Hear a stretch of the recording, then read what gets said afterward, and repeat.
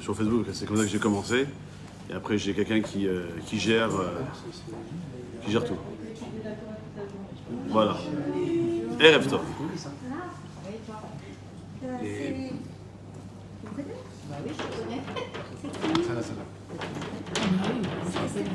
Je bouge. Laisse-moi gérer.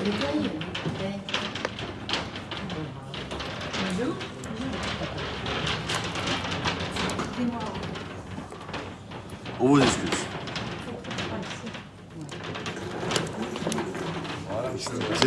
C'était soit il faisait froid, soit il faisait chaud. Hein. Regarde comme c'est beau. J'ai chaud. Voilà. C'est pas plus beau? Devenez des bâtisseurs. Ah oui. Alors, avec nous, Tout de suite, je lance la publicité. Bonjour toi. Nous sommes dans la plus jolie communauté du 94. Chaque fois que tu veux dire, il faut pas m'embrasser. Pourquoi? Ah non, non, Ouais. vas-y.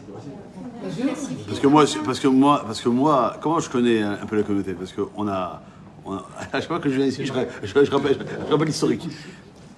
Avant, on était dans un pavillon privé.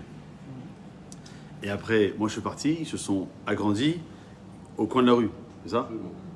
Et là, ils se sont encore agrandis. Et ils vont encore s'agrandir. D'où ce qu'il y a derrière. Donc, on va là-bas. donc si on s'agrandit, c'est que quoi? C'est que bon, rechercher du monde. On va construire. Vous étiez rabbin. Là, on est au 52, on va être tous 10. Tout à fait. C'est vous qui avez fait la bar mitzvah de mon neveu. Peut-être c'est qui? Il y a longtemps. Vous êtes là-bas depuis 1900. Moi, j'étais Nakash à Créteil. ici En à... 2000. Ah non, En parce qu'il y 2000. avait Nakash. J'étais là-bas en 2000. Le petit pavillon. Non, 2000 non. 2000 non. Ouais, mais pas en 2000. Pas en 2000. Il y avait le rabbin Nakash. En Non, 2004. c'est pas un rabbin. En 2004, oui. Ah, si, si, 2004, Il y j'étais. a un cage qui avait un pavillon aussi, mais c'était pas un rabbin. Oui. C'était un privé. 2001, peut-être. Oui, c'est vous qui avez mis. Dans la rue, dans le quartier, là, juste là. Il était où, Nakash? Numéro 5, venu Georges Clémenceau. C'est bon, Donc c'est lui qui a lancé le. Et qu'est-ce qui devient Hein? C'est lui qui a lancé le. Jérémy Nakash? Je crois que c'est Jérémy. Son fils? Je sais pas. Moi, je suis en Israël, j'ai que Daniel comme référence. Bien, en tout cas, il rêve top. Asseyez-vous. Je vous en prie. Bon, dis tout ce que tu as à dire, comme ça il pourra commencer. Non, parce que tu vas. Là, on a dit les choses à interpréter les choses bien, monsieur Lévy. Mais justement, j'ai dit à haute voix, justement, c'est pour bien les interpréter. Non, non. Je respecte. Non, non, pas du tout. Moi, je me souviens, je minutes. Ouais. Froid. Voilà. Ah, La référence. C'est elle qui a froid, il faut laisser.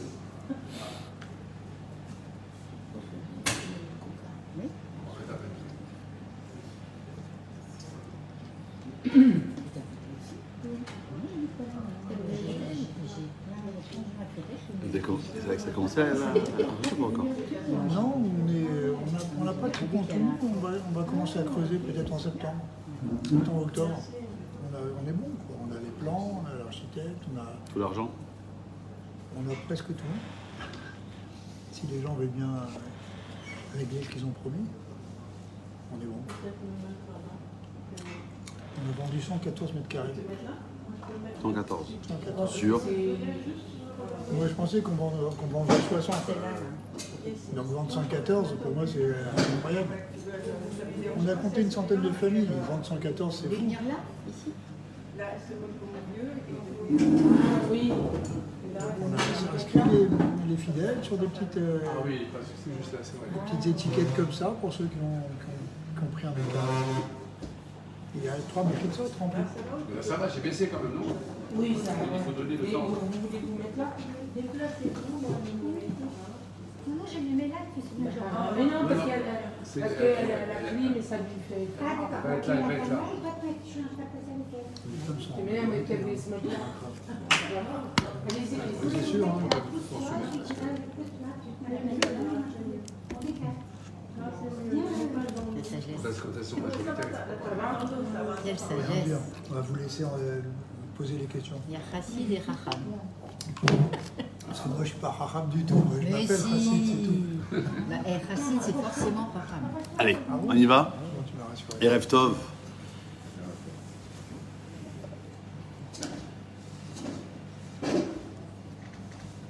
Un thème exceptionnel pour une communauté exceptionnelle. Toujours bien interpréter les choses. Pourquoi? Déjà, on a une référence dans la Torah. La Torah l'avait dit dans la paracha de Kedoshim, il y a quelques semaines, Lota asu avel bamishpat. Il ne faut pas laisser d'injustice afin qu'on fausse notre jugement. Lotissa penedal. Il ne faut pas montrer ni indulgence aux faibles, mais l'oteda benegadol, ni faveur à quelqu'un qui est beaucoup plus grand, beaucoup plus fort, beaucoup plus puissant. Betsedek, tishpot, amitera. 3 mots qu'il faut retenir en hébreu. Betsedek, par la justice. Tishpot, tu jugeras. Amitera, l'autre. Ton prochain. Sur ce, le Talmud, qui explique ce qui est marqué dans la Torah écrite, le Talmud qui s'appelle Shevuot, qui n'a pas de rapport avec la fête, Shavuot, mais Shevuot qui parle de Shevuah des serments. Là-bas, le texte dit que, en vérité, cette mitzvah, elle s'applique aux juges. Parce que lorsque on veut juger, c'est pas aujourd'hui. Aujourd'hui, les gens ils jugent pour un oui, pour un non. Ils jugent sur la Torah d'Israël, sur la Torah de Jérusalem. Ça, c'est assourd. Lorsqu'on doit juger, c'est devant un Bedin. Et là, moi, je jure que je dois 0 € à Monsieur Chassid. Et lui, qu'est-ce qu'il va faire? Il va jurer au même juge qui est devant nous. Mais non, moi, Monsieur Fitoussi, il me doit 5 000 €. Donc après, va se développer la chose. Mais le juge, lui, il a une misva de quoi? De juger chacun d'entre nous avec les chav zechut, indulgence, positive. Et on va voir durant ce cours, mais qui peut être aussi un échange, comment c'est possible. Comment c'est possible que moi je jure que je dois rien, et lui il va jurer que je lui dois quelque chose. Et la première question qu'on va se poser, d'entrée de jeu, pourquoi la Gemara, le Talmud, il pose la question, pourquoi c'est pour le juge? On n'est pas juge, nous. Donc si on n'est pas juge, on peut juger comme on veut. Mais en vérité, la réponse, elle est extraordinaire. Et on peut même s'arrêter à ça dans le cours. C'est que lorsqu'on voit une action, on voit quelqu'un faire quelque chose qui va nous entraîner à... Qu'est-ce qui se passe? On est comme un juge, on est assis, ou debout, et puis on dit, ah, elle a fait ça. Tout de suite, je signe son arrêt de mort. Je ne suis pas rentré dans la profondeur du dossier pour savoir, mais qui s'est passé. La Gemara, dans ma Seret Shabbat, Pachavan, vous pouvez vérifier, et je vais le mettre à l'ordre du jour, comme ça au moins tout le monde comprendra. Une fois, il y a un rave, il est rentré dans un hôtel. Un hôtel? Pas possible. Un rave? Comment c'est possible?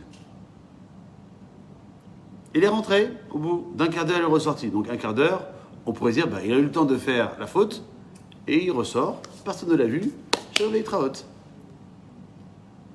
Lui, en sortant, il a vu des personnes qui l'ont vu. Ils se sont approchés. Il dit, qu'est-ce que vous avez imaginé? Alors celui qui est bien khatsouf, bien insolent, qui se dit, ouais, toi, t'es un rabbin, mais t'es un vaurien, t'es parti, t'as trompé ta femme, etc. Hop, on l'a jugé négativement. L'autre, il va dire, écoute, moi, t'es quelqu'un de la Torah, t'es rentré, peut-être t'avais autre chose, tu faisais autre chose, mais pas la faute que chacun pourrait s'imaginer qu'il fasse. Et bien, Kadosh Baruch Hu, il agira de la même façon que nous. On agit dans ce monde-ci. Nous, on a toute notre vie pour savoir un peu que Kadosh Baruch Hu va nous mettre dans des situations qui peuvent nous interpeller, et on va émettre des jugements. Mais de la façon que nous jugeons les hommes ou les femmes dans ce monde-ci, Akadosh Baruch Hu nous jugera de la même façon. Akadosh Baruch Hu, dès la création du monde, Bereshit bara Elohim et Hashem et Haaretz, nous a donné un principe qui se retrouve tout le temps, qui s'appelle Mida Keneged Mida. Tu fais comme ça, l'autre fait comme ça. Tu fais comme ça, l'autre il fait comme ça. Et l'autre, ça peut être ta femme pour un homme, ton mari, c'est une femme, ton voisin, ton collègue de travail, ton ami, celui qui est assis à côté de toi à la synagogue, et encore plus, Akadosh Baruch Hu. Donc comprendre déjà cette position-là. J'ajouterais même une notion physiologique, c'est que c'est dans notre ADN. ADN, c'est un terme biologique, mais il est très proche de Adon. C'est qui Adon? Akadosh Baruch Hu. Donc Akadosh Baruch Hu, il peut nous faire des jumeaux qui se ressemblent comme deux gouttes d'eau, mais lorsqu'on va chercher leur ADN, il va y avoir la différence que nous, on ne voit pas. Et physiologiquement, en tout cas, nous, on a un point commun chez tous les êtres humains, à travers le monde entier, dans chaque génération, juif ou pas juif, c'est qu'on adore juger. Les Pirkei Avot, qu'on a lu pendant la période entre Pessah et Shavuot, il dit, tu veux juger? Il y a deux conditions. Déjà, ne juge pas seul.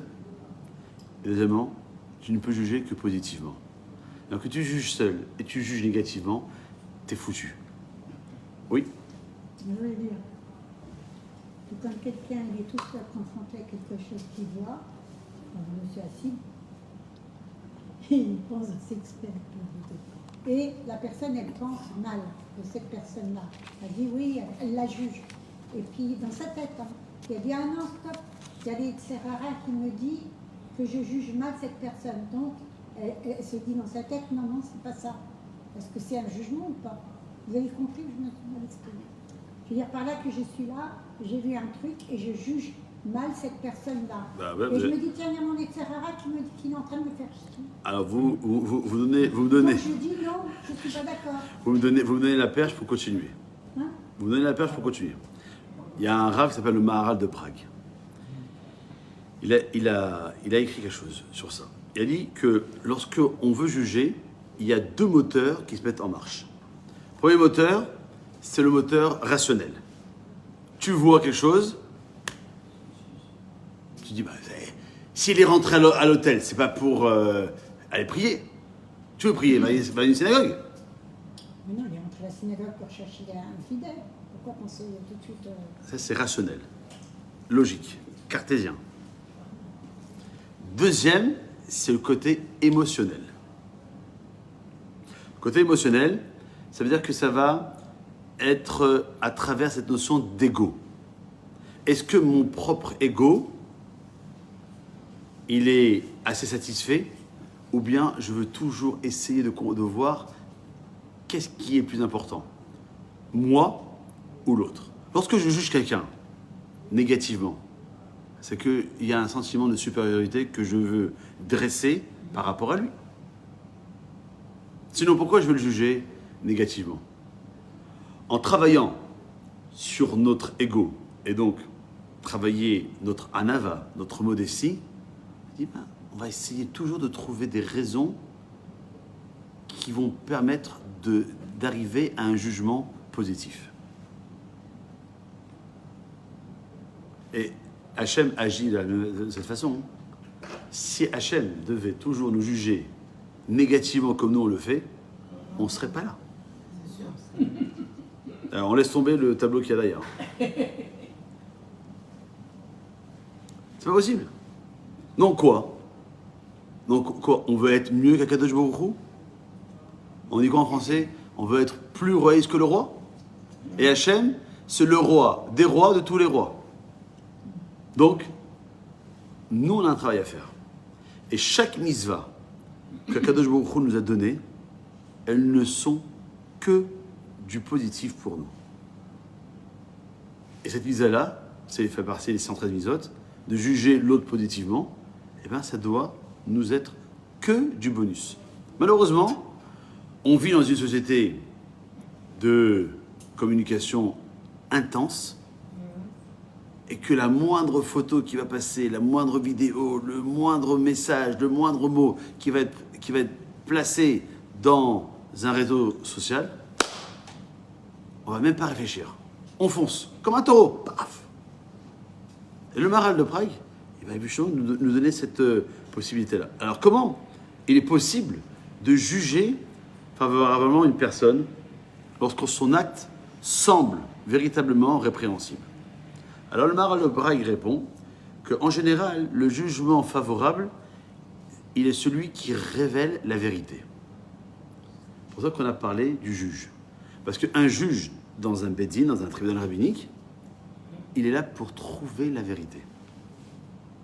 Et la vérité, elle ne se trouve pas ni dans le portefeuille de celui qui va mettre une plus grosse somme d'argent, ce qu'on appelle le pot de vin, le shochad en hébreu, ni à la tête du client, mais à travers les livres.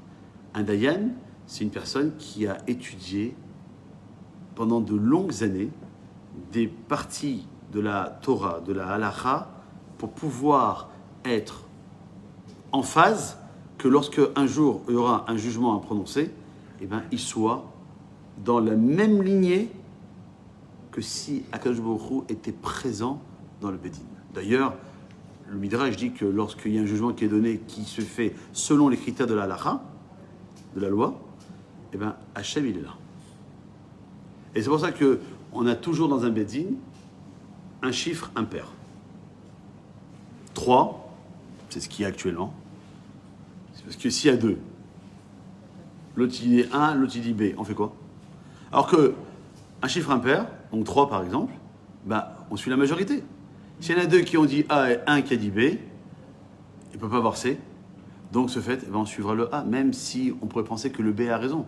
Mais on a un principe dans le système judiciaire qui est qu'on va toujours selon la majorité. Donc partant de ce principe-là qu'on essaie de toujours trouver la vérité, alors on va essayer de voir un peu. Et Akadosh Baruch Hu, il fait ça tous les soirs avec nous. C'est-à-dire que lorsqu'on va finir le cours, on va rentrer à la maison, à un moment donné, on va aller dormir. Pendant qu'on va dormir les 2, 3, 4, 5, 6 heures de sommeil, nous, on pense qu'on est à 100% avec nous. Il y a une partie qui n'est pas là. 1/60e de la mort se retrouve dans notre sommeil. Et pendant cette période où on est en train de dormir, Akadosh Baruch Hu nous juge. Mais lorsqu'on fait, nous, le bilan, et je vous invite à le faire parce que c'est comme ça que dit le texte du Talmud dans Maseret Megillah, que chaque soir, on devrait se faire notre propre jugement. Ça soit fait, qu'est-ce que j'ai fait de la journée? Ah, il y avait un commun dans la forme dans 45. Ah non, mais franchement, non. Il faut ressortir, prendre la voiture, chercher une place. Et en plus, il y a la clim, et il fait froid, et ils n'ont pas mis les petits fours. Ah. On est mis à la maison. Puis on va voir Macron, il parle à la télévision. Ça passe le temps. Moi, je ne juge pas. Hein. Parce que je vais être aussi jugé. Mais que je vous il dit qu'on va rendre din vecheshbon. Din, parce que tu as fait des misotes, tu vas être récompensé. Tu as fait les fautes, tu vas payer. Et cheshbon, c'est quoi cheshbon? C'est le fait que quoi? J'aurais pu faire une mitzvah et je ne l'ai pas faite. Maintenant, moi, et chacun d'entre nous, pendant la nuit, on dort, il voit un peu, est-ce que notre journée qui s'est passée du mardi 10 juin 2025, elle a été profitable, elle a été bénéfique ou pas? Et Hachem, il va toujours fouiner, chercher, creuser, voir un peu qu'est-ce qui va me permettre de faire en sorte que demain matin, chaque personne va pouvoir ouvrir ses yeux, se lever et vivre une nouvelle journée.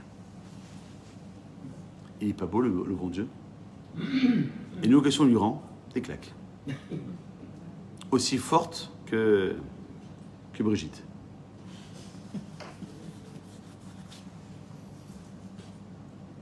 Vous imaginez? Moi, je prends comme mon propre exemple. Est-ce que vraiment ma journée depuis ce matin jusqu'à maintenant, est-ce qu'elle a été dans mon potentiel le maximum? Mais c'est sûr que non. Je ne réfléchis pas 30 secondes. En une seconde, je dis, c'est pas possible. Rien que ce matin, j'ai donné un cours dans le 6e, 2 heures de bouchon. Et le ICRM me dit, mais tu vas pas prendre un livre, repose-toi. Et moi, j'essaie de lutter. Non, vas-y. Et au moment où je commence à ouvrir un livre, le téléphone, il sonne. Voilà, prends le téléphone, réponds, etc. Tout pour faire en sorte que quoi? Que tu n'arrives pas à ton objectif que tu t'es fixé. Donc, en vérité, si déjà je m'applique à moi-même les choses et que je dis, ben, moi, je suis pas bien, j'ai pas besoin d'aller voir ailleurs. L'autre qui fait peut-être une bêtise, je ne vais pas juger négativement. Mais par contre, je vais lui donner, je vais l'encourager à faire en sorte de faire mieux. Faire en sorte qu'il se mette pas dans une situation qui pourrait porter à une tendance douteuse. Donc le jugement, il est synonyme de vérité. D'ailleurs, Akadosh Baruch Hu, qui est le juge, il a une seule signature. Vous savez comment ça s'appelle? Emet, la vérité. Et il ne fera jamais quelque chose pour dire « Bon, allez, pour cette fois-ci, on va dévier du chemin. » C'est droit, ça ne peut pas ne pas être droit.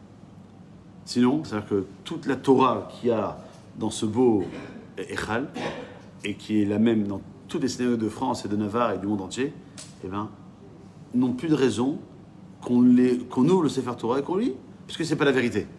Chav Shalom. Et la Torah, c'est la seule œuvre qui a été traduite dans toutes les langues, dans tous les dialectes, et ça fait 3337 ans et une semaine que ça dure. Vous pensez que ça va changer? Non. Qu'est-ce qui doit changer? Nous. Donc lorsque le Rav de la communauté, qui n'est pas là, mais son kavod est là, a demandé avec le président qu'on évoque ce sujet-là, c'est comprendre que c'est extrêmement important. À 120 ans, on doit rendre des comptes. Et on posera au moins 3 questions. Est-ce qu'on a travaillé honnêtement? Est-ce qu'on a fixé des temps d'études? Et est-ce qu'on a espéré en la vue du Mashiach? Donc de ce fait, si on veut être dans cette voie VOIE de jugement positif, ben on se doit dans notre travail d'être honnête, et on ne peut pas être honnête d'un côté et malhonnête de l'autre côté. Être à fixer des moments de Torah pour écouter, et Baruch Hashem, comme on l'a dit tout à l'heure, je pense qu'avant qu'on commence le cours, qu'on a aujourd'hui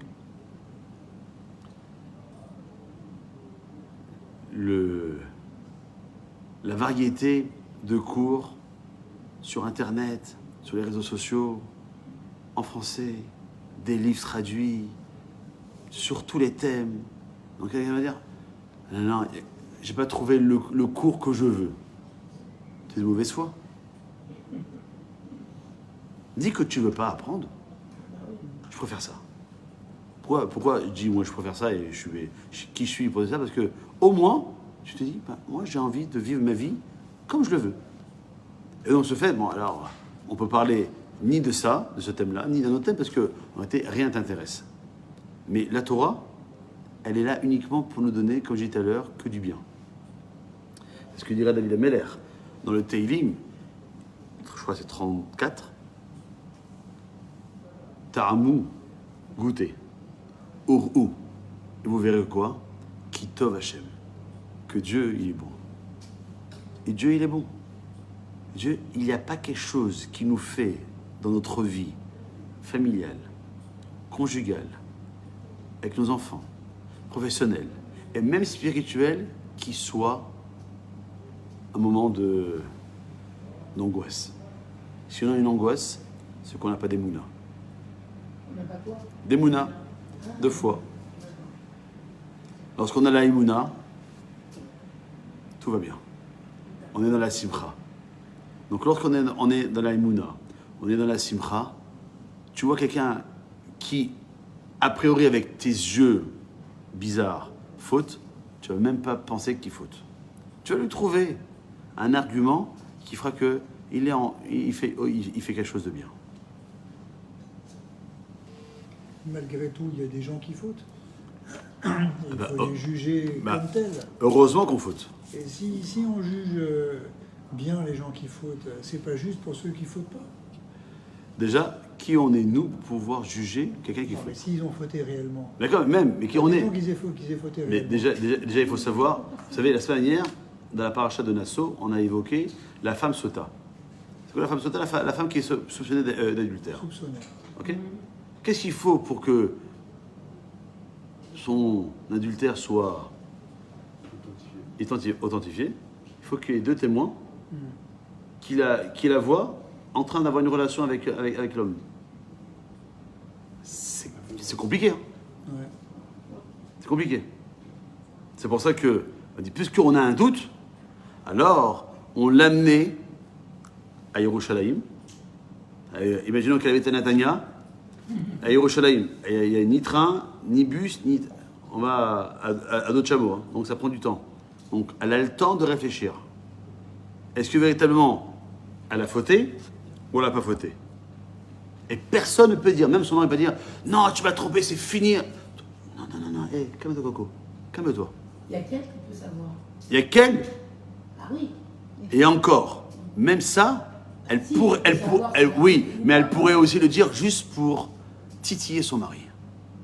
Oh, là, c'est un peu grave. C'est que ça, aujourd'hui, il y a beaucoup qui le font. Ah oui? Oui, c'est normal. Quand si tu as ton mari qui ne s'intéresse pas à toi, tu vas dire, Je vais lui dire autre chose, mais je vais pas lui dire. j'ai pu être trompé. Bon, chacun a sa recette. Ok.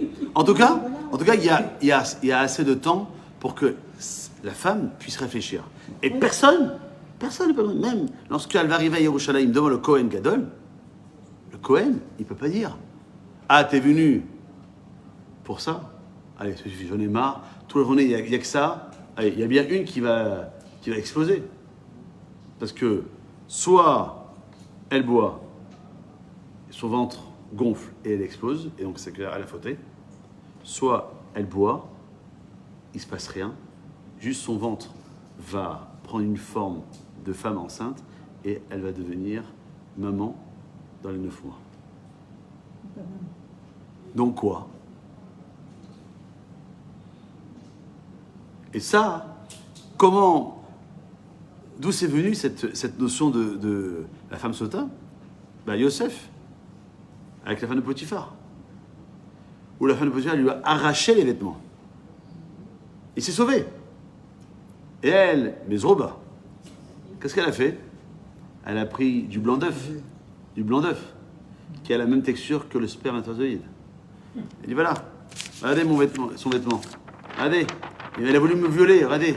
Regardez, il y a du sperme sur la semence. Qu'est-ce qu'il a fait? Là, de la tôle, de la prison. Parce que ceux qui l'ont jugé ne l'ont pas jugé selon la Torah, mais sur ces faits qui pourraient être réels, mais ce ne sont que des faits et ils ne sont pas réels. On prend exemple aussi dans un mikvé qui était mixte, mais je me rappelle pas parce que moi je ne suis pas très religieuse. Un mikvé qui était mixte et la femme est devenue enceinte parce que. Voilà. Vous êtes sûr que c'est pas dans un film que vous avez vu ça? Non, c'est pas dur. On m'a expliqué qu'à un moment donné, il y avait un mikvé qui était mixte, homme et femme. Et ce qui s'est passé, c'est que la femme, elle est partie faire un mikvé. Et comme les spermatozoïdes durent 72 heures ou un truc comme ça, donc ce qui s'est passé, elle est tombée enceinte alors qu'elle n'avait pas fait de. Vous l'avez pas connu cette Non. Là, je me rappelle. Non, c'est pas une regarde, c'est vrai. J'essaie de comprendre. Mais... Non, c'était un mikvé qui était. C'est pour ça que. D'abord, il faut expliquer peut-être que c'était un mikvé mixte. Ouais. Parce que c'est un mikvé homme et femme. C'est un mikvé où les femmes se trempent et des fois, on permet que les hommes se trempent le vendredi matin. Ou la veille Rosh Hashanah. Hein? Non, pas le même jour, mais un jour avant, ou 2 jours avant. Pourquoi pas? Oui. D'accord. C'est permis. Et alors, ouais, Bon, je sais pas. mais il faudrait que je me rappelle qui c'est qui m'a dit. En tout cas, je reviens sur le fait que Khalim pose la question suivante, il dit pourquoi l'homme, ou en tout cas l'être humain, a 2 yeux. Pourquoi il a 2 yeux? Ça suffit un seul œil. Mieux? Il va avoir l'équilibre. Il y en a qui mettent des lunettes pour mieux me voir. Ça permet de voir en relief. C'est permis Alors, d'avoir l'équilibre. Khalim dit la chose suivante. Il dit que l'œil droit, le côté droit, c'est le côté de la rachamim, de la miséricorde, de la clémence. Le côté droit, c'est pour voir les qualités du prochain. L'œil gauche, la gauche représente le djinn, la rigueur. C'est pour voir nos défauts. Et donc on doit faire en sorte que lorsqu'on voit quelqu'un, entre guillemets, fauté, que c'est bien l'œil droit qui doit voir et non pas l'œil gauche qui doit voir. Parce que si on fait un croisement des yeux, alors c'est sûr que notre jugement sera faussé. Et dans la Kabbalah, il y a 2 mois dans le calendrier qui correspondent à ces 2 yeux. Le mois de Tammuz et le mois de Av. Les 2 mois, dit le Ben Ishraï, les plus durs, les plus tristes pour le Ham Israël. D'un côté, en Tammuz, on a un jeûne, le 17 du mois de Tammuz, où la Gemara dit qu'il y a 5 malheurs, dont un des malheurs qui correspond à se rappeler que c'est là, ce jour-là, où Moshe Rabbeinu a brisé l'étape de la loi. Parce que là aussi, d'un côté, les bénis Israël, ils ont vu que Moshe Rabbeinu il n'est pas revenu du mont Sinaï après 40 jours, lorsqu'il est monté le lendemain de Shavuot. On est en pleine période de 40 jours. Il dit, Moshe Rabbeinu n'est pas venu. Lui et Sarah, il est rentré dans les bénis Israël. Il leur a dit, vous avez compris que Moshe Rabbeinu, il s'est moqué de vous, il ne viendra pas. C'est fini. Et lui et Sarah va encore plus fort, parce qu'il va faire traverser dans l'esprit de chaque béni Israël le cercueil de Moshe Rabbeinu. Moshe, c'est fini. Donc si Moshe Rabbeinu il est mort, c'est qu'il n'y a pas de Torah. S'il n'y a plus de Torah, c'est qu'on est abandonné en plein désert, il faut trouver une solution. Et donc, ils se sont dirigés vers le Vaudor. Et Moshe Rabbeinu, lui, il est descendu avec l'étape de la loi. Et lorsqu'il a vu cette catastrophe de danse autour du Vaudor, il n'a même pas cherché à comprendre quoi que ce soit. Il n'a même pas demandé l'autorisation à Dieu. Il a brisé, il a fracassé l'étape de la loi. Donc on comprend que quoi?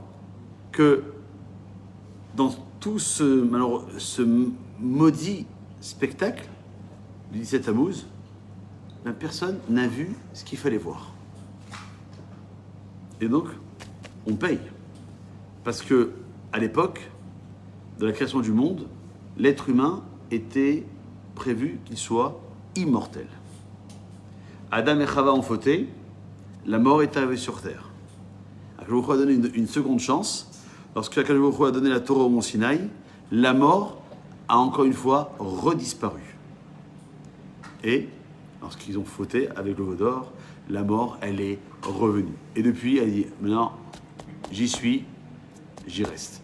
Et donc, conséquence, c'est que dans chaque génération, qu'on habite Maison-Alfort, Natania, Sydney, New York, etc., on doit réparer cette faute du Avodah Zara. L'Avodah Zara, qu'on appelle par idolâtrie, en vérité, c'est quoi? C'est Avodah, faire un service Zara qui est étranger. C'est-à-dire qu'il n'est pas destiné au maître du monde.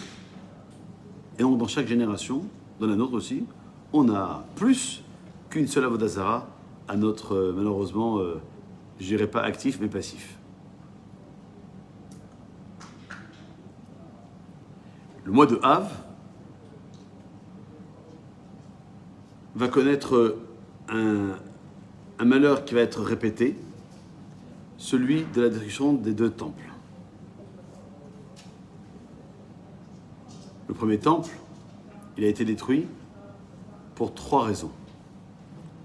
Parce que on y pratiquait la Avodah Zara, alors on revient encore à ça là. Parce qu'on y pratiquait aussi le meurtre, et parce qu'on y pratiquait aussi les relations sexuelles interdites. Et on voit qu'à travers ces 3 péchés, qui sont les plus graves, eh ben, on a encore cette notion de fait que je ne vois pas ce que je vais voir. Avodah Zara, ben, je me suis dirigé dans l'endroit qu'il ne fallait pas. Avoir une relation avec quelqu'un qui ne m'est pas permis, pardon, on va y arriver, c'est quoi? C'est comprendre que je veux voir ce qui est interdit. Et le troisième, donc le meurtre, eh bien, c'est la jalousie qui l'emporte. Donc, en conséquence, on est toujours en train de voir des choses qui ne sont pas dans la permissivité de la Torah. Et lorsque je vois les choses qui ne sont pas permises, eh bien, physiologiquement, comme je disais tout à l'heure, mon esprit ne va pas pouvoir entreprendre une démarche de jugement sur qui que ce soit positif. Dis-moi ce que tu verras, je dirai comment tu réfléchis. Et le fait de pouvoir s'équiper, se défendre,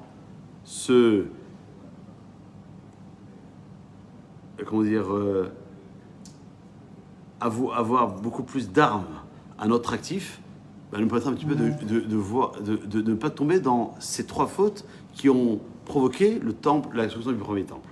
Le second temple, il a été détruit pour une seule raison, la haine gratuite. Je l'aime pas, je vais le descendre. Et c'est le plus grave parce que là, on est en train d'arriver à quasiment 2000 ans d'exil. 2000 ans que le temple a été détruit. Et que plus on avance dans le temps, et plus on est indomptable. Dès qu'on voit quelqu'un qui fait une bêtise, on lui rentre dedans. On peut faire semblant de ne pas voir, comme ça nous permet de ne pas juger. Ah ben, vous avez donné la conclusion du cours.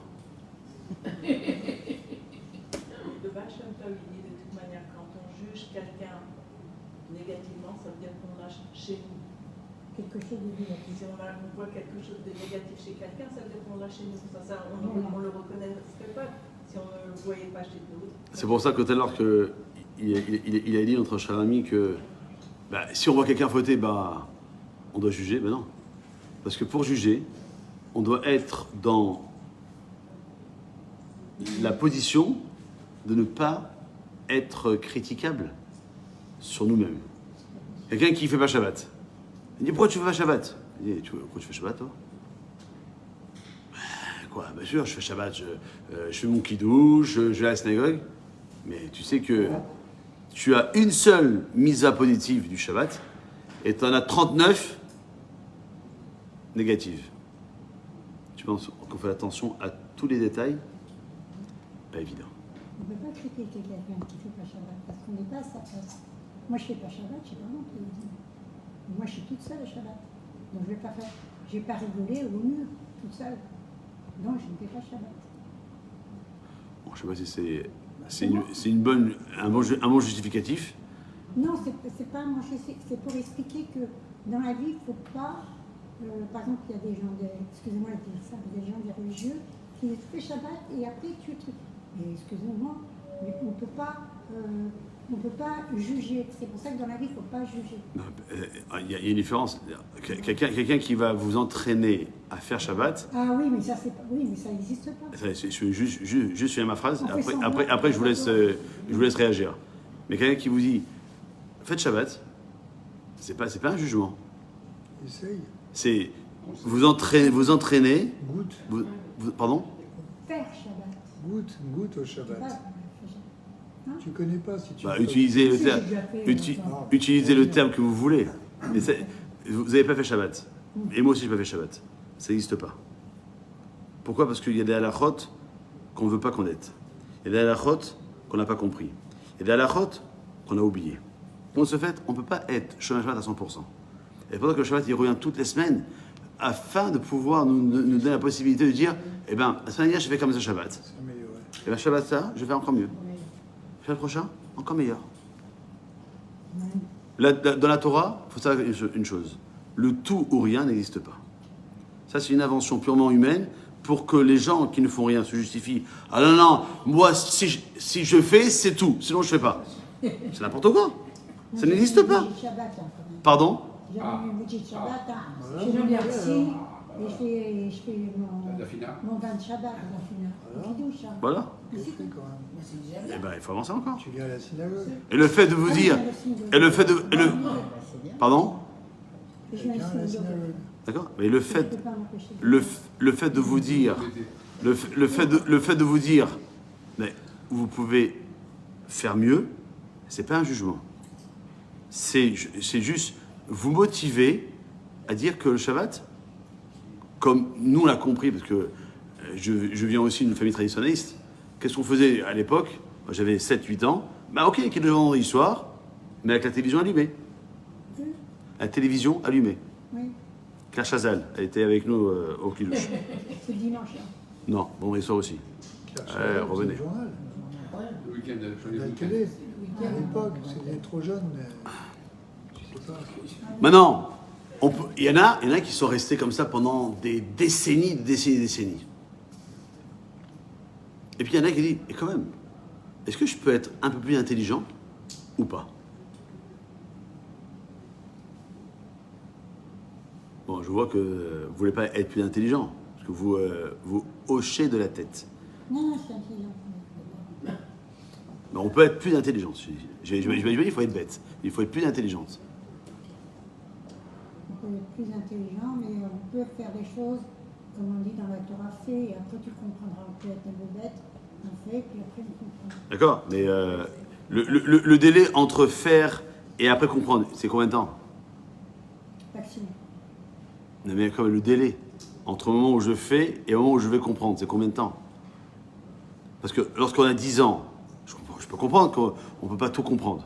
À 20 ans, on essaie un peu de comprendre. À 30 ans, un peu mieux. À 40 ans, un peu plus. À 50 ans, encore un peu plus. Et chaque année, on peut encore mieux comprendre les choses. Pourquoi tous les ans, on lit les mêmes parachiotes? Ça y est, il y en a marre. Tous les ans, Béalotecha, ça y est, on change de paracha. Non. Parce que chaque année, on va apprendre quelque chose de plus dans cette paracha. Que l'année dernière, on n'avait pas appris. Moi, chez moi, à la maison, pour chaque paracha, donc 53 parachiotes, j'ai 53 chemises. Et dans chaque chemise, j'ai des feuilles que j'ai écrites à la main, des commentaires que j'avais appris, que j'ai étudiés l'année dernière, il y a 2 ans, il y a 10 ans, il y a 20 ans, etc. Mais la Torah, c'est pas une science comme des mathématiques, carré, etc. C'est un océan. Akadosh Baruch Hu, il a un cerveau illimité. Nous, notre cerveau, il est limité. Regardez, il est limité. Ma tête, elle est limitée. Donc, je ne peux pas comprendre ce qu'Akadosh Baruch Hu, lui, il me donne en illimité. Donc, ce fait, je ne peux pas dire Naase Vinishma. Je fais et après je comprends. Parce que je pouvais pas dire d'abord je comprends, après je fais, parce que sinon j'aurais rien fait. Donc, je fais, ok, mais je peux, en même temps que je fais, je vais aussi comprendre. Et le fait qu'on va nous dire, à vous ou à moi ou à n'importe qui, tu peux faire encore autre chose. Tu peux mieux faire. Eh ben, c'est pas un jugement. C'est une autre mitzvah qui se situe juste après celle que j'ai énoncée au début du cours, qui s'appelle Rear Tochear et Amitecha. Tu peux faire des reproches à l'autre, avec diplomatie, avec gentillesse. Et le fait que si tu dois le répéter 100 fois, eh bien, répète-lui 100 fois. Pourquoi? Parce que l'être humain, par définition et par nature, il n'aime pas qu'on le change trop. Comme vous avez dit tout à l'heure, voilà, je fais mon kidouche, je fais mon motzi, j'allume mes bougies, et je vais à la synagogue. Le jour, Après la télé, je vais pas acheter des courses à Shabbat. Baruch Hashem. Chez moi, c'est tout. Tant mieux. Le téléphone, c'est tout. Alors maintenant, on va travailler sur le téléphone. Il n'y a que le téléphone, c'est tout. Non, c'est tout ce que je fais. Non.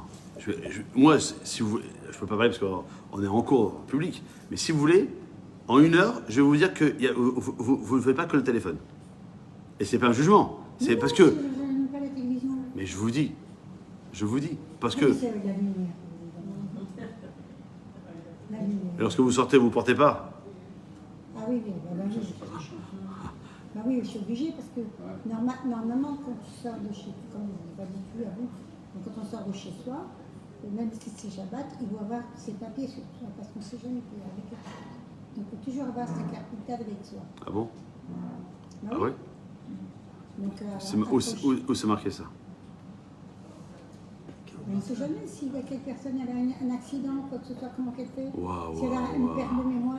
Aïe, aïe, aïe, aïe, aïe, aïe. Non, mais Vous êtes sûr? Vous êtes sûr qu'il faut voir les choses aussi noires que ça? non, c'est pas être noir, c'est Ah bah si. visible. Bah, prévisible de rien du tout. Non, non, moi je sors avec ma carte vitale, Shabbat. Oh. Puis mes oreilles, parce que c'est l'appareil auditif, si j'entends pas le cours, Ça, c'est pas la peine. ça c'est permis. Hein? Ça, c'est permis. Ah bon, c'est pas Oui. Ah, ouais. Alors, on va mettre 2. Voilà. En tout cas, on revient sur nos problèmes de, non pas d'oreille, mais d'œil droit et d'œil gauche. Alors, comment on peut arriver à faire en sorte que l'œil droit ne se trompe pas pour juger, non pas les défauts de l'autre, mais les qualités de l'autre, et que l'œil gauche ne voit pas les défauts de l'autre, mais nos propres défauts. Alors, le Maharal de Prague, il donne cette parabole-là de celui qui est chez lui et son horloge s'est arrêtée. C'est pas normal. Pourquoi l'horloge s'est arrêtée? Qu'est-ce qu'il a fait? Il a retiré vite fait les aiguilles. Il a couru chez l'horloger pour lui demander de les réparer. L'horloger lui dit, mais elle est où l'horloge? Elle est en excellent état. Vous avez retiré ce qu'il ne fallait pas retirer. Ce qui ne va pas, c'est le ressort. Il faut remonter le ressort. Et lorsque vous allez remonter le ressort, eh ben, l'horloge, elle va remarcher. Eh ben, notre vie, c'est la même chose. Lorsqu'on remonte le ressort, on arrête de s'appuyer sur nos habitudes, qui généralement sont des mauvaises habitudes. Et qu'on va, hop là, se relever, se redresser pour dire « je veux avancer ». Parce qu'un être humain, s'il n'avance pas, eh ben, il finira par reculer. Lorsqu'il va avancer, eh ben, il va trouver la possibilité de faire en sorte que toute sa vie, et spirituelle et autre, va fonctionner normalement. Et donc, ses yeux, ils sont bien ici. L'œil droit, il est bien à sa position pour voir ce qu'il faut chez l'autre. Et son œil gauche, il est bien à sa position pour voir ce qui ne va pas chez nous-mêmes. Et on a gagné. On a gagné. Il y a une chose qu'on a gagnée, c'est que quand il se passe quelque chose, on se dit, tiens, c'est Hachem. C'est Hachem qui l'a voulu. Et par contre, si on a une épreuve, on dit, tiens, calme-toi, c'est Hachem qui a décidé comme ça, c'est comme ça. Voilà. Regardez l'exemple, le Rav Eli Lemel, il a eu un problème, il s'est attaqué une fois, il s'est attaqué une deuxième fois. Et dans son discours, il a dit, je me suis fait attaquer 2 fois, je ne sais pas si vous l'avez bien entendu, donc c'est qu'il y a quelque chose que je dois améliorer. Je ne sais pas si vous avez entendu. Oui, j'ai entendu. Avec Hachem. Je ne sais pas s'il a dit avec Hachem ou pas. Il a dit c'est quelque chose que je dois améliorer. Donc, il a pris. Voilà. Vous êtes arrêté en plein milieu du film, c'est bien. Vous avez pris ce que vous avez envie pour en prendre. Comment? Vous avez pris ce que vous voulez prendre comme enseignement. Mais j'ai pris quelque chose de positif. J'ai pris que justement, que ça y arrivait une deuxième fois et qu'il a dit qu'il y avait quelque chose qu'il faut qu'il améliore. Je sais, je n'ai pas tout écouté, mais ça prouve bien que quand il nous a redu une épreuve, il faut dire c'est Hachem, et si Hachem vous a donné cette épreuve, c'est qu'il y a quelque chose en soi qu'il faut améliorer pour pouvoir évoluer. Donc, regardez les choses positivement, parce que c'est pour le bien. et en conséquence, Pourquoi vous passez entre les gouttes de pluie? Il faut voir les choses d'une façon positive. Bon, ça, vous l'avez déjà dit. En conséquence quoi? Conséquence, c'est qu'on a tous des épreuves. Personne ne peut se dire ici, là, qu'il n'a pas d'épreuves. On a tous des épreuves. Celui qui dit qu'il n'a pas d'épreuves, c'est un menteur. Parce que la vie, elle est faite d'épreuves. La vie ne peut pas se résumer à une absence quasi totale d'épreuves. Parce que l'épreuve, elle est là pour nous faire grandir. L'épreuve, elle est là pour nous dire, est-ce que tu acceptes des fois l'échec? Et dans la vie, il vaut mieux avoir l'échec que la réussite. Parce que la réussite, elle vient toujours d'Akadosh Baruch Hu. Comment on dit la réussite en hébreu? Aslacha. Comment on écrit Aslacha? He, Tzadik, Lamed, Chet, He. Donc on a un He au début et un He à la fin. On a Dieu. Lorsqu'on met Dieu dans notre vie, on réussit. Mais lorsqu'on ne met pas Dieu dans notre vie, donc les deux He sautent, il reste quoi? Les mots, les lettres à l'intérieur. Lamed, Chet, Tzadik. Ça fait le mot lachatz. C'est quoi le lachatz? La pression. Les gens, ils se mettent de la pression. Pourquoi? Parce qu'ils n'ont pas confiance en Kadosh Baruch Hu. Hachem, il va nous donner, deux yeux pour faire en sorte que quoi? Ce que je vois chez l'autre, ça ne peut être que du positif. Comme j'ai dit ce matin dans un cours que j'ai donné aux femmes à Paris, c'est que le négatif, c'est pas une invention de Dieu. Le négatif, c'est une invention purement humaine. J'ai dit tout à l'heure, les gens, ils attendent que tu te casses la gueule pour rigoler.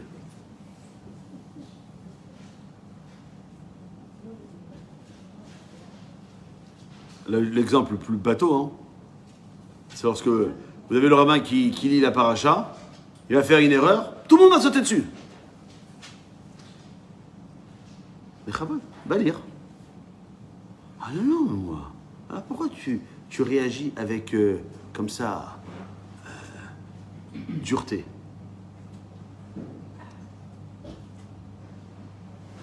Donc, on se doit. Excusez-moi. Ah, j'arrête, t'inquiète. Je vais arrêter. On va arrêter, vous écoutez. Je suis suffisamment frais là. Voilà. On va l'arrêter. Vous avez raison. Je pensais que ça vous... Voilà. Voilà. Il fait frais là. Vous savez, hein, c'est comme l'histoire d'un homme qui avait un problème de couple. Il est parti voir un conseil conjugal. Il lui a dit, écoutez, vous avez un problème avec votre femme, achetez-lui un beau cadeau. Et il sort de chez le conseil conjugal et il dit, qu'est-ce que je vais pouvoir acheter à ma femme? Elle a ça, elle a ça, elle a ça, elle a ça, elle a ça. Et tout de suite, il se rappelle que sa femme, elle a un problème d'audition. D'audition. Il dit donc, il n'y a pas de meilleur cadeau qu'un appareil auditif. Alors il va voir un audioprothésiste et il dit, voilà, je voudrais des appareils pour ma femme. Écoutez, ça marche pas comme ça, il faut qu'elle aille voir le médecin et lui dire, mais non, vous n'avez pas compris, c'est une surprise, c'est un cadeau. Alors le mec, le médecin, il a compris qu'il avait affaire à un petit, un peu dérangé du cerveau. Écoute, c'est quoi? Rentre chez toi, va te détendre, va prendre un petit verre d'anisette.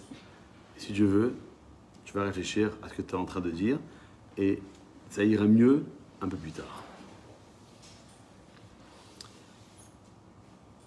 L'homme qui s'y fait, il écoute parce qu'il n'a pas son cadeau. Il dit, bon, bah, je sais pas quoi acheter. Je rentre chez moi. Il rentre chez lui, il ouvre la porte et il lui fait, chérie, t'es là? Puis c'est bizarre, elle répond pas. Elle est vraiment sourde à ce point-là, de l'entrée de la maison jusqu'à où elle trouve. Et il cherche partout sa femme. Chérie, t'es là? Elle répond pas. Et il cherche dans sa chambre, il la trouve pas. va voir dans le balcon. Chérie, t'es là? Non. Il reste plus que dans la cuisine. On est dans la cuisine, il fait, mais depuis là, je t'appelle. Il fait, mais depuis que t'es rentré, je dis, je suis là, je suis dans la cuisine, c'est toi qui m'as pas entendu. Parce que des fois, on veut voir les défauts chez les autres, alors que le défaut, il est chez nous. Et c'est ça le problème de la relation humaine, de la relation, que ce soit dans un couple, ou bien dans un groupe de, communauté, de gens comme une communauté. Parce qu'on ne veut pas écouter. On peut parler. T'as entendu? Moi, j'ai écouté. Est-ce que t'as entendu? Il y a une différence entre écouter et entendre. Écouter, bon, écoutez. Vous m'avez écouté depuis quasiment 1 heure. Mais votre cerveau était ailleurs. Vous avez entendu, il y a des choses que vous avez enregistrées. Peut-être, mais vous allez même y réfléchir. Pour savoir, qu'est-ce que le Rav ce soir, il a voulu nous transmettre pour faire en sorte que Berat Hashem, eh ben, on va sortir tout à l'heure, non pas gelé de la synagogue, mais enflammé d'explications, de commentaires de la Torah. Lorsque la Torah te dit, tu dois juger l'autre avec indulgence, les chavzechut, positivement, il faut surtout ne jamais oublier ce principe qu'on a vu tout à l'heure, à savoir que tu veux juger, c'est que du positif.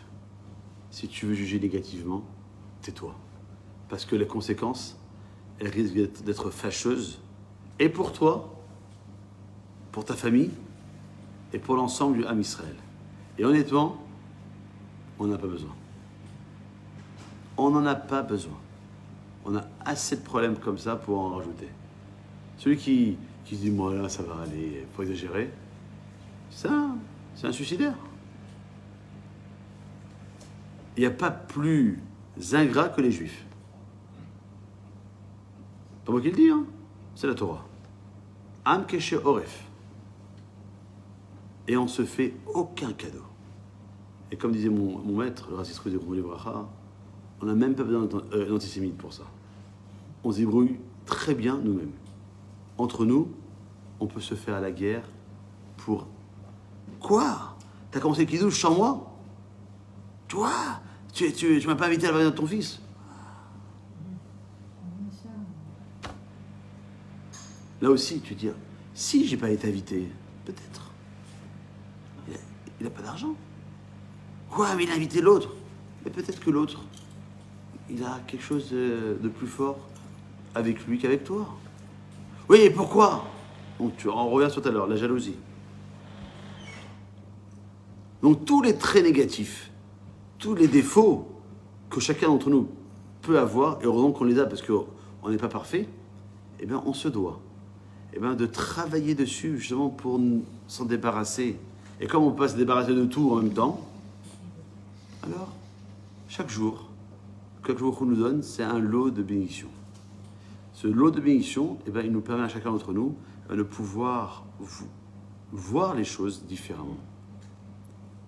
Je suis orgueilleux, je vais travailler sur l'humilité. Je suis paresseux, je vais travailler sur le courage. Je suis avare, je vais travailler sur la générosité. Et lorsque je travaille en prenant conscience de mes défauts et que je vais travailler sur l'antithèse qui s'appelle les qualités, eh bien, je vais voir le monde différemment. Et si je reste dans ma médiocrité, ben, qu'est-ce qui se passe? Je veux dire, est-ce que je suis le plus médiocre que l'autre? Non, l'autre, il est plus médiocre que moi. Et donc, ce fait, c'est sûr que je vais toujours le juger négativement. Or, si je travaille sur ce qu'on appelle mes midotes, mes traits de caractère, mes qualités, parce que mes qualités, je dois les renforcer. Je suis donateur, mais je suis donateur pour qu'il y ait mon nom, ou je suis donateur parce que je veux que ma communauté, elle soit la plus belle.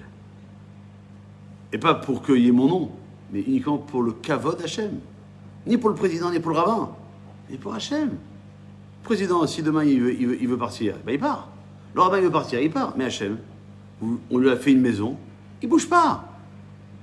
Donc, on lui donne. Donc si je travaille sur chacune de mes qualités, eh bien, je ne pourrai voir uniquement que du positif chez l'autre. Donc, lorsque je vois du négatif chez l'autre, c'est que j'ai un problème chez moi. C'est pour ça que nous sommes Kol Israël Arevim Zé Bazé. On est chacun des membres de la communauté, on est un maillon de l'ensemble du peuple juif. Et non pas dire, ah non, mais lui il a une kippa noire, l'autre il a une kippa blanche, l'autre il a une grande barbe, l'autre il a une petite barbe, l'autre il est religieux, l'autre il n'est pas religieux, l'autre il est pas... On s'en fiche. Et comme je dis tout à l'heure, il y a des cours à droite, à gauche, en haut, en bas, il y en a partout. Bon, celui qui veut venir, il a le choix. Celui qui ne veut pas venir, ben c'est son choix. Mais si moi, je veux pas continuer à la dérive de juger l'autre, eh ben je me dois savoir un peu comprendre qu'est-ce que la Torah attend de moi.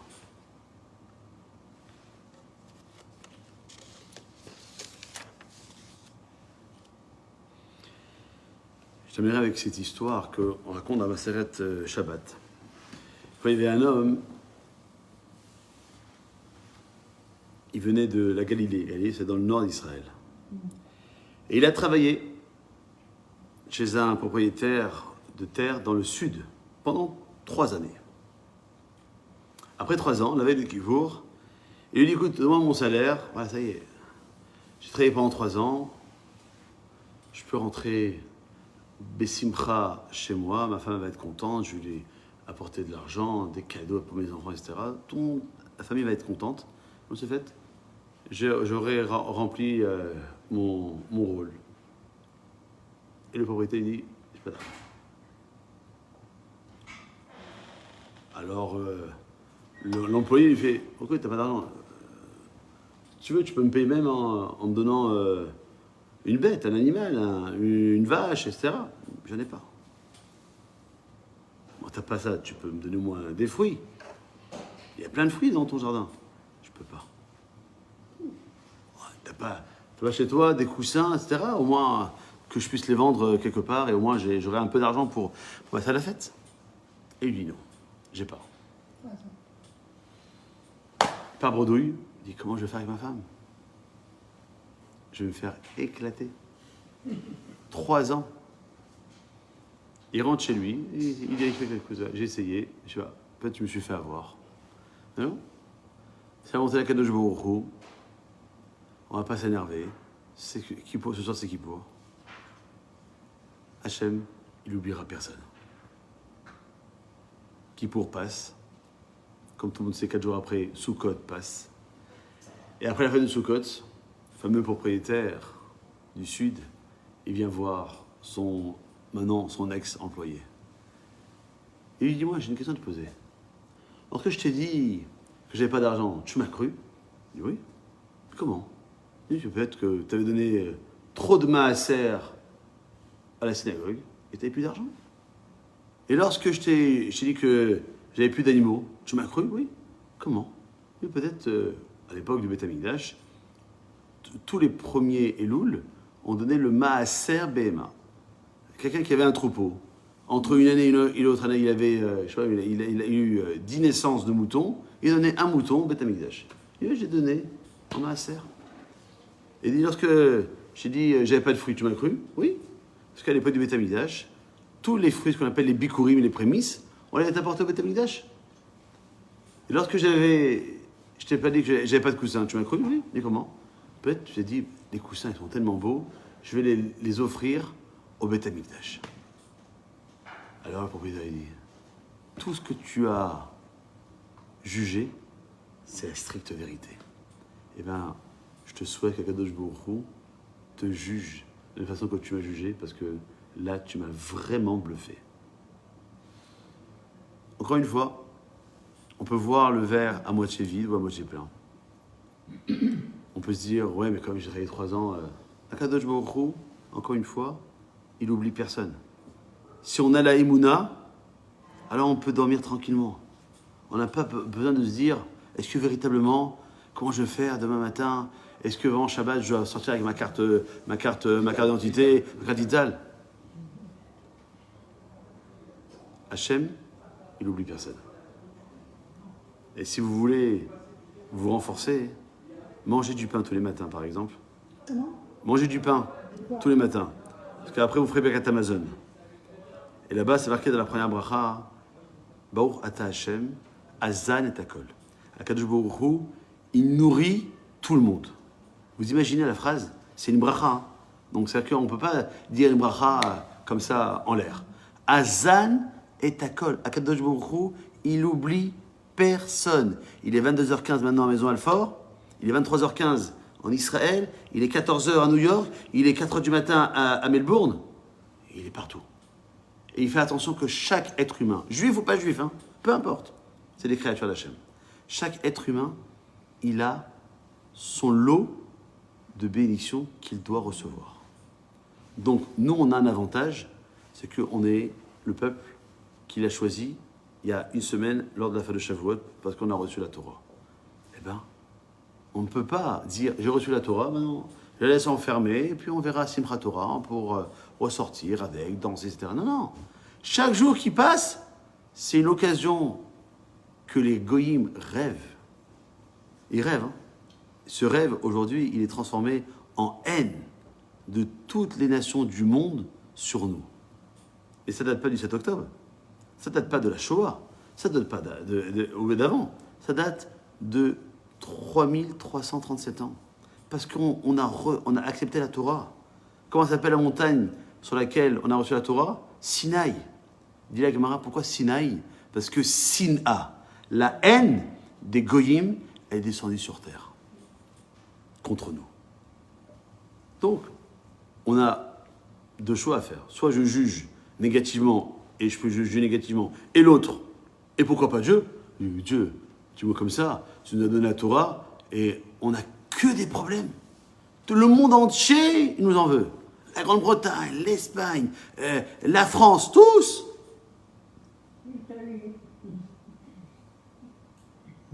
Donc c'est à quoi?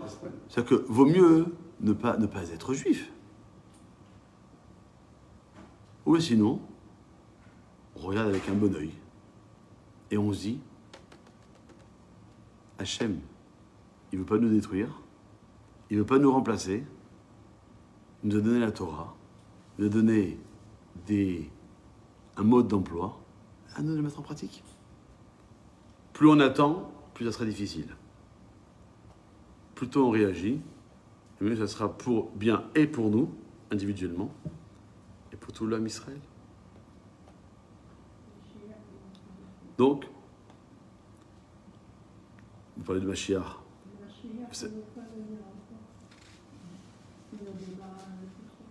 Je sais pas s'il ne veut pas venir, ou bien si, parce que nous, on n'est pas prêt à l'accueillir. Et c'est ça peut-être que je vais peut-être dire, parce que vous en parlez. Ça veut dire quoi, je veux le Mashiach? Ça veut dire quoi? Vous pensez que quelqu'un qui veut le Mashiach, c'est pourquoi? Eh ben, c'est pas, eh ben, ça doit pas être notre raison, notre motivation à vouloir le Mashiach. Le Mashiach, on ne doit pas l'attendre pour régler les problèmes, pour qu'il n'y ait plus la guerre, pour qu'on arrête de payer des impôts, pour qu'il n'y ait plus de maladies. Non. Le Mashiach, c'est pour moi, les ancêtres. Ceux qui sont morts et tout ça. Qu'est-ce qu'ils ont? Comme ça, quand il y a le Mashiach, et bien comme ça, ils vont revenir. Mais vous imaginez, si nos grands-parents, arrière-grands-parents, Abraham, Israël, Yaakov, Moshe, Aaron, ils se lèvent, ils nous voient comme ça. Bon, vous, c'est comme ça. Moi, c'est comme ça. Mais honnêtement, je suis mieux dans ma tombe. C'est quoi? C'est abusé? C'est abusé, vous avez dit? Et tu m'as fait en photo, toi? C'est abusé, vous avez dit? J'ai pas entendu. C'est abusé? Qu'est-ce que vous avez dit? Non, c'est parce que c'est pas taquiner. Non, mais c'est pas taquiner. Donc quoi? Pourquoi on veut le Mashiach? Ben, pour voir nos ancêtres. Mais vos ancêtres, vous pensez qu'ils veulent nous voir dans l'état dans lequel on est?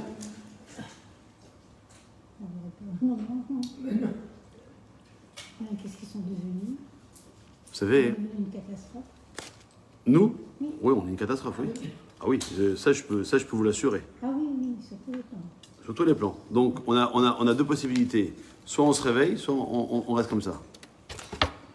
Bon, honnêtement, lorsque bon, Hachem, on est encore en bonne santé et qu'on n'est pas sous morphine ou bien sur anesthésie, c'est qu'on est capable encore de réagir. Donc, réagissons.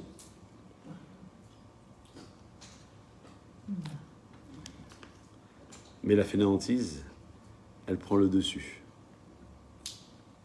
Le manque de force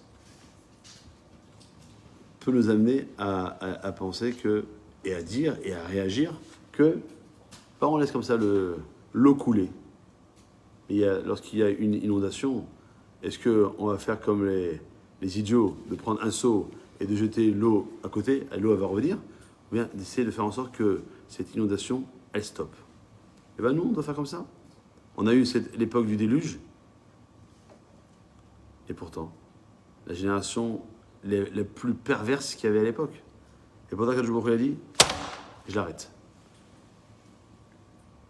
Donc quoi? On est conscient de vivre dans la génération la plus difficile, la plus faible. Mais on a aussi les moyens pour pouvoir se relever. À l'époque de nos ancêtres, pour ne remonter qu'à nos grands-parents, il n'y avait pas de synagogue comme aujourd'hui, il y en a partout. Des mikvaot, des restaurants, des boucheries, des pâtisseries, des centres d'études. Il n'y avait pas tout ça. Et pourtant, nos grands-parents, ils n'avaient pas ce défaut de parler négativement, de juger négativement, de penser négativement. Aujourd'hui, on est dans un grand royaume, mais malheureusement, on n'est pas à notre place. Notre place, nous, on est les fils et les filles du roi. Et un prince et une princesse, eh ben, elle n'est pas en train de dire « Ah, ils sont beaux, les lustres », parce qu'on est habitué à ce genre d'endroit. Donc, on doit essayer d'arrêter de voir le côté secondaire et de s'intéresser à ce qui est beaucoup plus important. Et ce qui est valable dans ce que j'ai dit, c'est pour, dans notre vie, qu'est-ce qui est plus important? Ce soir, il y a 250 millions à jouer. Est-ce que il peut nous les donner? S'il ne les donne pas, c'est que c'est pas on n'a pas besoin. C'est qu'on n'a pas besoin de vivre par rapport à ça. Et deuxièmement, eh bien de pouvoir se dire, ben, je ne suis pas seul dans le bateau. J'ai mes copains, j'ai mes copines, j'ai ma famille. Eh bien, on va chacun se donner la main pour avancer. Une main en hébreu se dit yad. Lorsque je mets une autre main, ça fait aussi yad. La valeur numérique du mot yad, c'est 14. Fois 2 fait 28. Et 28, c'est la valeur numérique du mot kohar, la force. La force, on ne la trouve pas tout seul. Moi, ce soir, j'aurais pu être seul. Qu'est-ce que j'aurais fait? Pas grand-chose. Le fait qu'il y ait des personnes, eh ben, ça me permet un petit peu de pouvoir donner un maximum. Et avec ça, je n'ai pas dit tout, parce qu'il y a tellement de choses à dire, mais on a dit une bonne partie de ce que je voulais au moins nous donner comme moyen pour nous remettre un peu les pendules à l'heure, de faire en sorte que, eh ben, dès ce soir, non seulement on va essayer de toujours faire en sorte de voir l'autre positivement, et puis aussi, ce soir, comme j'ai dit tout à l'heure, avant d'aller dormir, de dire ma journée. Je ne sais pas comment elle a commencé, mais j'espère que grâce, non pas à moi, mais grâce à la communauté, et grâce à Kadosh Baruch Hu, elle s'est terminée par une note de Torah, et c'est la meilleure façon pour qu'on puisse ce soir dormir paisiblement, et que demain matin, ça y est, là, C'est bon. Je repars pour une autre journée. Cette journée du 14 Sivan qui s'est en train de s'arrêter, là, parce que bientôt la nuit va tomber, c'était la Iloula de Rabbi Chaim de Volojine. Un grand rave, d'il y a 200 ans, qui était l'élève du Gaon de Vilna. Et ce rave, il avait l'habitude de dire dans ses cours 3 mots qui sont connus dans les chansons, qui sont « En od milevado ». Il n'y a rien d'autre à part Akadosh Baruch Hu. Lorsqu'on met ces 3 mots dans sa tête, sur le portable, dans le portefeuille, la carte d'identité, la carte vitale, etc., on marque « En od milevado », ça va rentrer dans la mémoire. Et ça va nous faire tilt. « En od milevado ». Quelle que soit la situation dans laquelle je suis, je traverse un moment difficile, Dieu est le seul à me sauver. Je vois quelqu'un qui fait une faute, en od milevado.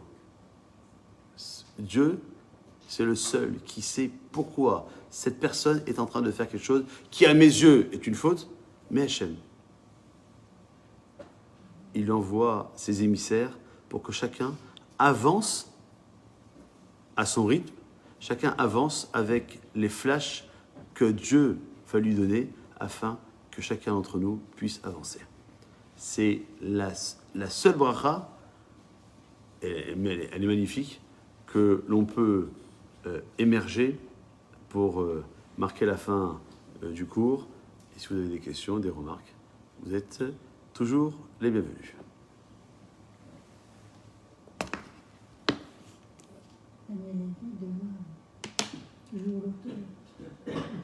C'est céologique, trop tard, pas toi. c'était aujourd'hui que c'est joué. Non, c'est céologique, pas toi. Comme ça, on n'a pas de question. Amen. Amen. Amen. Je gagne, il faut que je puisse jouer. Non, jouer pour le CCEJ, pas Daniel. Ah, d'accord. Ok. À part, Est-ce qu'il y a des questions à part ça, est-il des questions? Les questions, c'est que... Non, si vous n'avez pas de questions, il ne faut pas en créer. Hein. Si vous n'avez pas de questions, il ne faut pas en créer. Si vous n'avez pas de questions, il ne faut pas en créer. Ah non, Il ne faut pas en créer des questions. c'est parce que je suis cassée. J'ai fait du sport toute la journée. Bah, je voulais dire par là... Par quoi? Par là que moi je connais des cas pour une personne, hein, c'est pas moi, je connais un cas où une personne, depuis sa naissance jusqu'à la fin de sa vie, n'a eu que des épreuves. Que ça. Jusqu'au... Je veux dire quelque chose, mais je ne sais pas. Donc je voulais dire par là qu'elle ne pouvait pas, la personne, croire en Hachem, machin, tout ça, parce que la personne a eu des épreuves. Je vois pas la contradiction. On ne croit pas en Hachem juste parce qu'on a des bonnes nouvelles. Si il faut croire en Hachem parce que tout va bien, alors c'est par intérêt. Non, Ah si. non, je vous dis que cette personne-là, du début, D'accord. c'est ça que je l'ai vu. Mais comme je dis tout à l'heure, c'est que ça n'existe pas quelqu'un qui ne vit pas sans épreuve. Non, mais des épreuves graves. Hein. D'accord. Très grave. Mais comme je pense que la dernière fois que je suis venu, on parlait des épreuves, c'est savoir que Ça dépend. l'être humain n'a d'épreuve qu'il est capable d'affronter. Non, mais c'est pas... Regarde ceux du 7 octobre. Ils Non, ont pu mais- être écœurés, par exemple. Il y en a, ils ont fait Teshuva, il y en a. La plupart du temps, on fait des joueurs. On ne sait pas. Non, mais moi j'ai Parce vu Les gens de qu'elle... cet octobre qui sont partis danser, ils sont partis danser le Shabbat de Simchat Simchat Torah. Torah. C'est quand même lourd. Je ne juge pas, mais je juge positivement parce qu'ils sont revenus. Voilà. La plupart. Même ceux qui étaient otages, les otages, ils essayaient de revenir pendant leur captivité. Il faut savoir une chose, c'est que dans la vie, on peut toujours trouver pire que soi. Non, mais la pire que cette personne-là, je l'ai jamais vue. Non. Elle a bien eu des moments heureux, cette personne dont tu parles. Je l'ai jamais vue. Vous avez vu qu'avec un seul œil. Est-ce que c'est le bon œil? Je ne sais pas. Ça se trouve, cette personne dont tu parles, elle se plaint moins que d'autres Ah non, non, elle est qui ont moins partie. d'épreuves. Mais non, cette personne-là, je l'ai vue de... Non, c'est jamais plein, ça c'est sûr. Mais les... Beaucoup d'épreuves dans sa vie. Ah, c'est pas... Les hôpitaux, oui. Vous savez, il y a un prophète qui s'appelle Job. Non, les hôpitaux, ils ont plus à la fait ça. Job, il était marié, il avait 10 enfants et il était en bonne santé. Et du jour au lendemain, il n'a pas eu sa femme, ses 10 enfants sont morts et il est devenu malade. Il est devenu... Malade! Et alors? Malade? Ouais. Et puis après? Ben, il a vécu comme ça jusqu'à la fin de sa vie, avec ces épreuves-là.